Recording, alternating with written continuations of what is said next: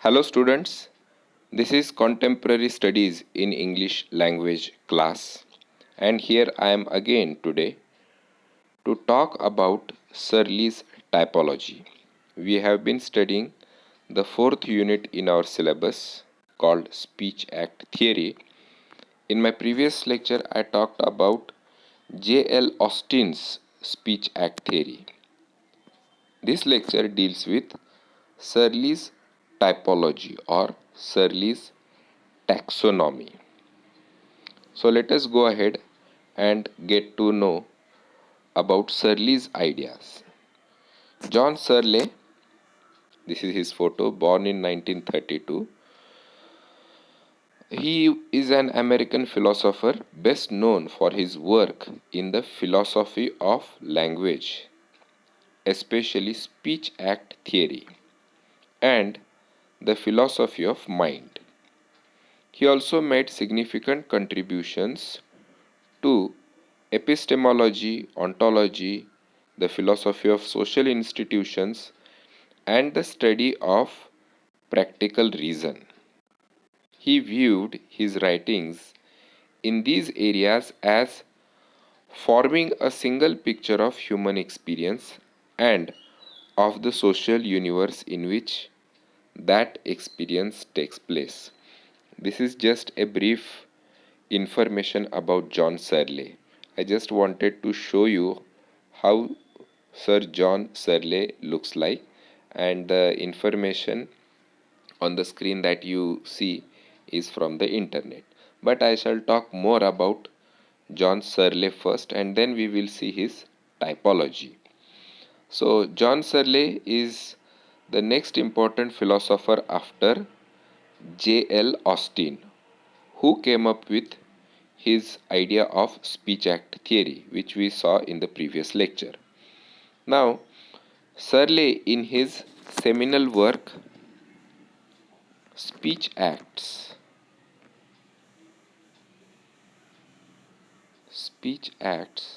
was a book written by John Searle, which was published in 1969, where he elaborated Austin's ideas and added his own dimensions to it. So last time we saw J.L. Austin's ideas. Searle elaborated those ideas and came up with his ideas, which we are going to study in this lecture. By the time he published his next book, Expression and Meaning, in 1979, Searle had developed an extensive model of classifying or categorizing illocutionary acts. So in 1979, he published another book called Expression and Meaning, where he talks about or he classifies illocutionary acts into 5 distinct categories, namely assertives, directives, commissives, expressives, and declarations. So first of all, we will get to know what are illocutionary acts. illocutionary act म्हणजे काय हे आपण आधी समजून घेऊ. म्हणजे John सर्लेने इल्लोक्युशनरीचे 5 प्रकार पाडलेले आहेत की जे आपण आता या लेक्चरमध्ये शिकणार आहोत. जास्तीचा झाला एक. तर 5 प्रकार कोणते आहेत? असर्टिव्स, then डिरेक्टिव्स, कॉमिसिव्स, then you have expressives, and then declarations. We will see these 5 types of illocutionary acts which were proposed by John Searle. But in order to understand these 5 types, we should know what is an illocutionary act. So let us briefly understand what is illocutionary act.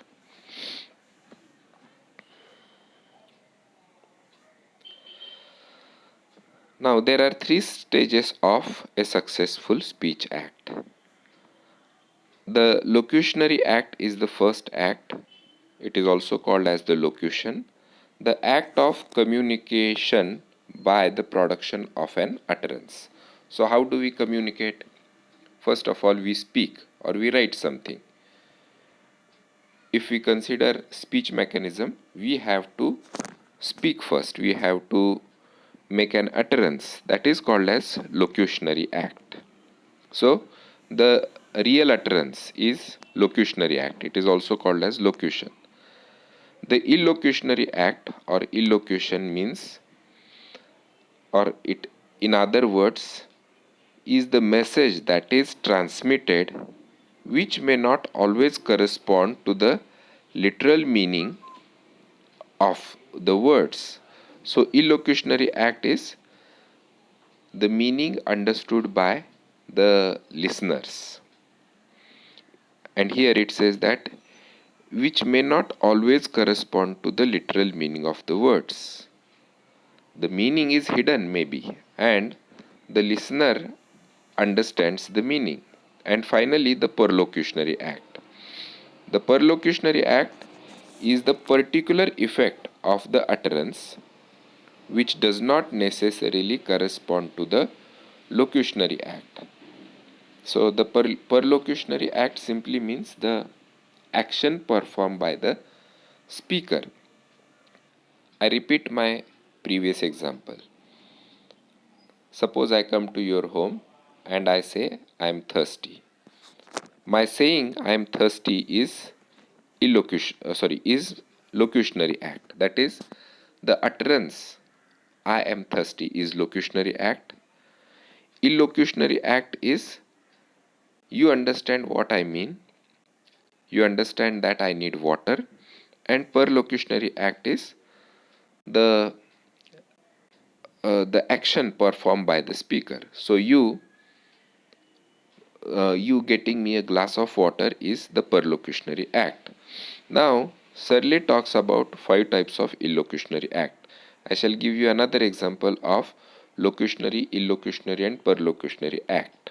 For example, see on the screen when the teacher at the end of the class says, and that is enough for today.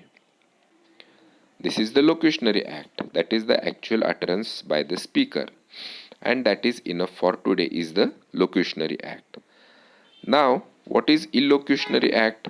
What do students understand from this sentence or from this expression? Students make preparations to quit the room. So, the students are now prepared to leave the classroom. But has the teacher told students to go out? No. The meaning is implied, the meaning is explicit. This is called as illocutionary act. So, the locutionary act does not directly tell you what to do. It is on the part of the listeners to understand what the speaker wants to say. And what will be the perlocutionary act? You realize that a change has occurred. That is, the students have left the classroom. So, on this slide, you see an example of locutionary, illocutionary and perlocutionary act. Locutionary act is actual utterance. Locutionary act is the actual utterance, real utterance. Illocutionary act is the understanding of the utterance, and perlocutionary act is the actual change or the actual action takes place. Now, we will see Searle's typology. Now you will understand Searle's ideas better because Searle talks about 5 types of, he classifies illocutionary acts into 5 distinct categories. They are assertives, directives, commissives, expressives and declarations. These were originally introduced in 1976 in his paper A Classification of Illocutionary Act. So in 1976, he published a paper called a classification a classification a classification of illocutionary acts of illocutionary illocutionary acts. So that was the paper he published in 1976, where he divides illocutionary acts into 5 categories. These 5 categories are assertives, directives, commissives, and expressives. These categories are called as Searle's typology or Searle's taxonomy. We are going to study Searle's taxonomy in this lecture. I hope this introduction makes the topic clear. You understand what we are going to study. So Searle's 5 categories of speech acts. Now, what are Searle's 5 categories of speech acts? The first one is representatives. They are also called as assertives. Assertives. Wait. Yes. The first category of speech act, Searle says, is assertives. They are also called as representatives. Now, what are representatives or assertives? The speaker is committed in varying degrees to the truth of a propositions. So Searle defines representatives or assertives as those kinds of utterances or verbs that commit the speaker to some things being the case, to the truth of the expressed proposition. So when the speaker uses the assertive illocutionary act with the help of the verb, for example, complain and conclude, the speaker completely believes in the truth of what he or she is complaining about or concluding about. Let me give you an example. These verbs, for example, show assertiveness: affirm, believe, conclude, report, etc. Even think is a verb which asserts something. I think the Berlin Wall came down in 1989. This sentence may be wrong. So I think, this is what I assert, this is what I feel. So assertives are illocutionary acts where the speaker believes something is true. So certain verbs, for example, affirm, believe, conclude, report, etc., represent the author's opinion. For example, if I say, I believe tomorrow is a holiday. Now here, it may not be true. Tomorrow may not be a holiday, but maybe that is what I know, or that I have the information about the holiday. So I believe is uh, is my assertion. That is what I feel or I say. So the speaker is said to be asserting his or her proposition, right? So if I say, um, I affirm that she is not guilty. So this is my proposition, this is my assertion or my representation. So Searle's among 5 categories of speech acts, the first is representatives or assertives. Next is directives. Now Searle defines directives as those utterances which represent attempts by the speaker to get the hearer to do something. So the speaker makes the hearer to do something. The speaker tries to do something.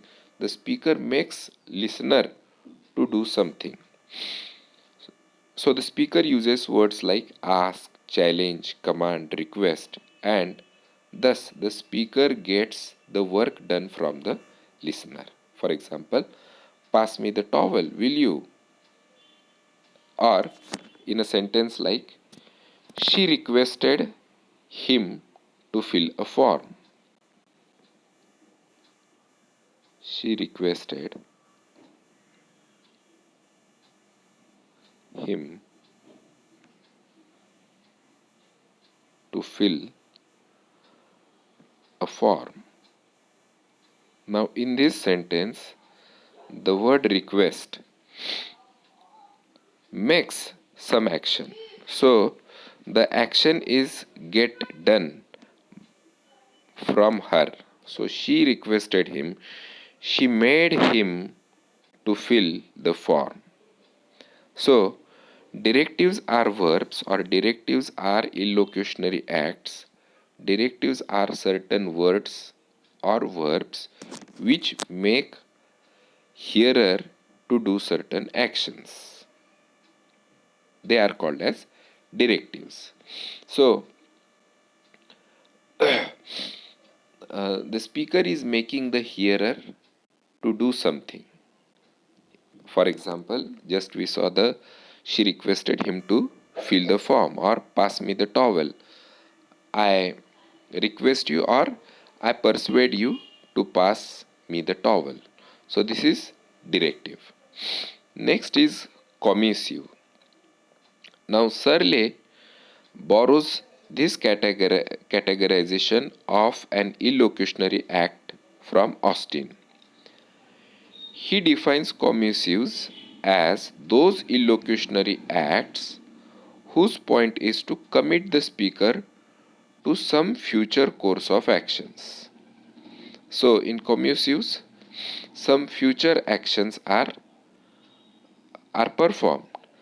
Now, see, in directives, the hearer has to do some action in the future, whereas in commissives, the speaker is making a commitment or promise to do some action in the future. So the speaker is committed in varying degrees to a certain course of action. So he talks about the future action. The speaker is making a commitment or promise to do some action in the future.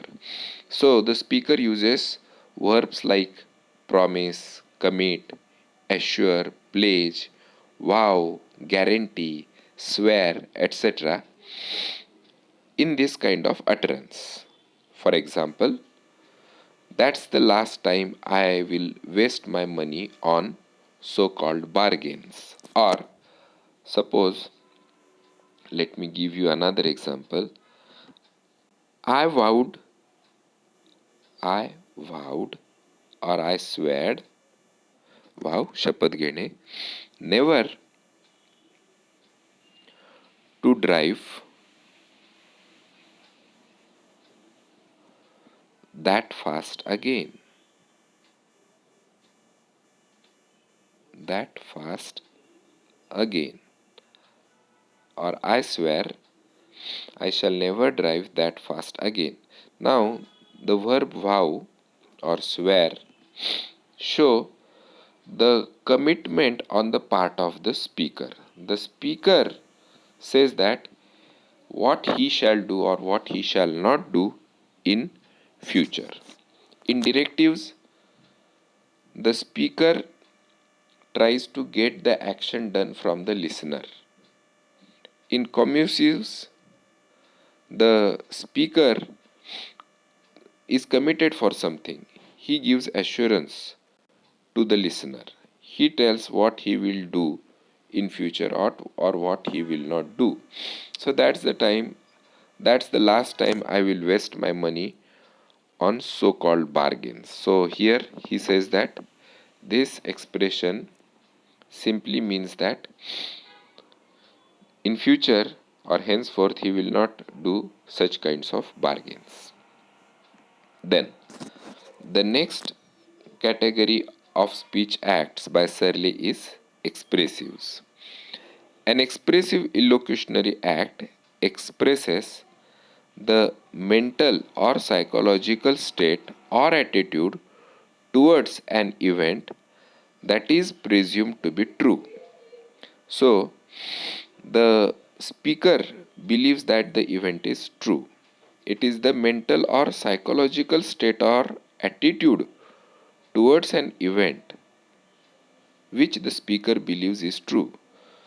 Verbs that are used to form expressive illocutionary acts include thank, congratulate, apologize, condole, deplore, welcome, etc. For example, I welcome what my friend has said, or well done, Elizabeth. Or let me give you another example. I apologize for my over enthusiasm earlier, or I congratulate you on your punctuality. I congratulate you, or I apologize, etc. So, in such kinds of in such sentences, the speaker expresses an attitude that he believes is true. I welcome what my friend has said. Suppose I say, I welcome what my friend has said. So I believe or I agree with my friend's views, with my friend's opinions. That is what I want to say. So expressives are neither true nor false. They are the opinions of the speaker. Now, declaration. The last category of speech acts. The speaker alters the status quo by making the sentence. So, Searle defines declarations as illocutionary acts where one brings a state of affairs into existence by declaring it to exist. That is, by saying something, you do the action. You can see that these are the most classic cases of performative utterances. They are performative utterances. For example, I resign, you are offside. I name this child, you are nicked, you are busted, punk, etc. So these are different examples. First example, this is the second example, third example, etc. So when I say I resign, the moment I say this utterance, I speak this utterance, I quit the job. When the pastor in the church says, I declare you husband and wife. When the priest in the church says, I declare you husband and wife. The moment the priest says this sentence, the verb declare performs certain action. The man and the woman become husband and wife at the moment when this sentence is uttered. So here you will notice that the priest's sentence has turned the relationship between man and woman. The man and the woman have become husband and wife. The moment you say, I resign, I quit, you are no more working in the organization, or you have resigned your job. Or when you say, I appoint you chairperson of the board, the moment this utterance is spoken, you become the chairperson or the chairman of the board.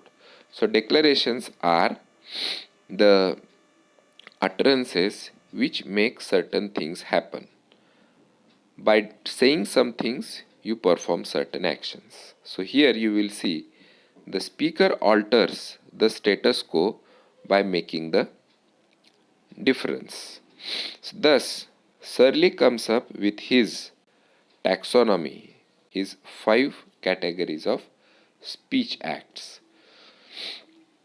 We must note here that by the time this taxonomy was published, Searle's views had begun to differ from those of Austin, and in fact, this taxonomy is introduced to us as an alternative taxonomy after a discussion on a taxonomy that Austin had introduced. So, Searle, although he follows Austin's speech acts, he goes away from Austin's speech acts and says that instead of 3 speech acts, there are basically 5 speech acts. And he comes up with his 5 declarations. Sorry, he comes up with his 5 speech acts. J.L. Austin's taxonomy, J.L. Austin gives 3 speech acts: locutionary, illocutionary, and perlocutionary. But Searle modifies J.L. Austin's speech acts and categorizes illocutionary acts into 5 types. We have just seen Searle's 5 categories of speech acts. I hope you have understood Searle's taxonomy, and I declare that the topic is over. So the moment I say this, the lecture is finished. Thank you. The lecture is over. Thank you.